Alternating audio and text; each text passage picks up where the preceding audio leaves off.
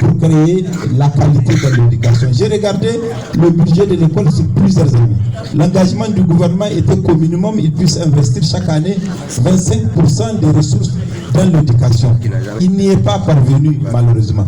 J'ai remarqué que le pic le plus élevé, c'était il y a 6 ans, c'était 17%. Mais même à l'intérieur de cette affectation de ressources qui est réduite et qui n'est pas à niveau pour satisfaire la question de l'école, vous avez une grande partie qui va uniquement dans la prise en charge des salaires. Donc vous n'avez pas de l'investissement dans la qualité, dans la formation des enseignants, dans la production des outils pour que les enseignants puissent donner une école de qualité.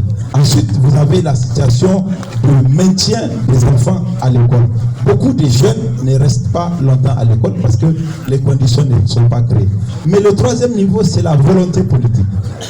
Quel est le gouvernement que nous allons mettre en place qui va s'intéresser sérieusement et sincèrement à la question de l'école, qui va faire en sorte que les ressources qui sont mobilisées puissent être effectivement destinées uniquement et seulement à l'éducation, en veillant à ce qu'aucun franc ne soit détourné sur la chaîne de construction des classes, sur la chaîne de production de la qualité. Donc, ce faisant, si nous réalisons cela et que nous élevons le budget à un peu plus de 25%, nous avons mis dans le programme de l'amener à 30% avec un focus sur la qualité de l'éducation. Évidemment, chacun peut dire qu'il va faire 25% et l'expérience a montré que certains gouvernements n'ont pas tenu les 25%.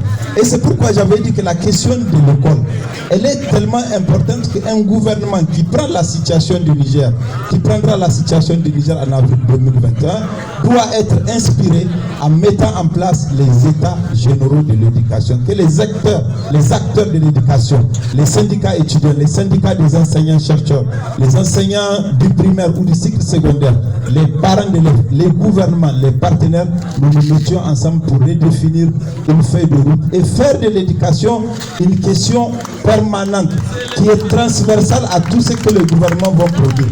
Vous savez, en 2010, lorsqu'on faisait la constitution qui régit actuellement le Niger, le débat était qu'on puisse inscrire dans la constitution l'éducation comme une question qui ne peut souffrir d'aucune interférence politique et qui ne peut souffrir d'aucune fantaisie politique. Considérer que c'est une question nationale permanente